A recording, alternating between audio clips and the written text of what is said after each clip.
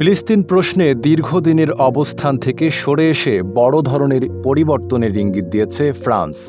দেশটির president Emmanuel Macron ঘোষণা দিয়েছেন, চলতি বছরের মাঝামাঝি সময়ে ফ্রান্স ফিলিস্তিনিকে একটি স্বাধীন ও সার্বভৌম রাষ্ট্র হিসেবে স্বীকৃতি দিতে চায়। এই ঘোষণা আন্তর্জাতিক অঙ্গনে আলোড়ন তুলেছে এবং অস্বস্তিতে ফেলেছে ইসরায়েলকে। বুধবার ফরাসি টেলিভিশন ফ্রান্স 5কে দেয়া এক সাক্ষাৎকারে ম্যাক্রো জানান, ফ্রান্স এখন ফিলিস্তিনিকে স্বীকৃতি দেওয়ার জন্য প্রস্তুতি নিচ্ছে এবং এই বিষয়ে আনুষ্ঠানিক পদক্ষেপ নেওয়া হবে জুন মাসে।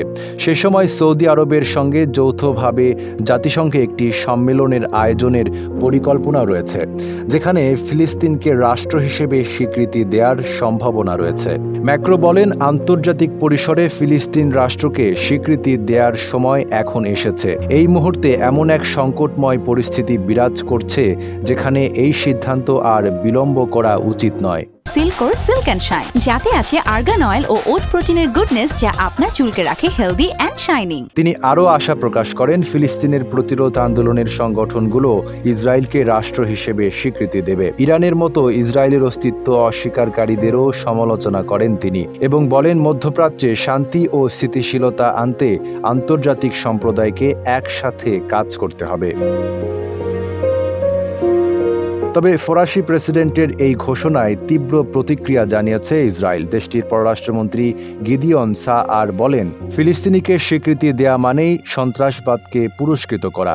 এটি একতরফা ও বিপজ্জনক সিদ্ধান্ত। তিনি ফিলিস্তিনিকে কল্পিত রাষ্ট্র বলে উল্লেখ করেন এবং সতর্ক করেন যে এ ধরনের সিদ্ধান্ত হামাস সহ চরমপন্থী গোষ্ঠীগুলোকে উৎসাহিত করবে এবং মধ্যপ্রাচ্যের স্থিতিশীলতা আরও দুর্বল হবে। জাতিসংঘের 193টি সদস্য দেশের মধ্যে ইতোমধ্যেই 146টি দেশ ফিলিস্তিনিকে সার্বভৌম রাষ্ট্র হিসেবে স্বীকৃতি দিয়েছে।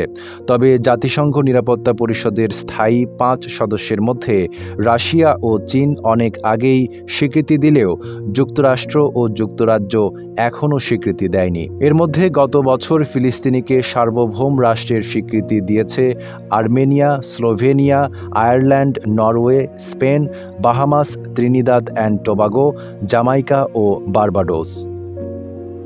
নাইম আরাবি, ঢাকা পোস্ট।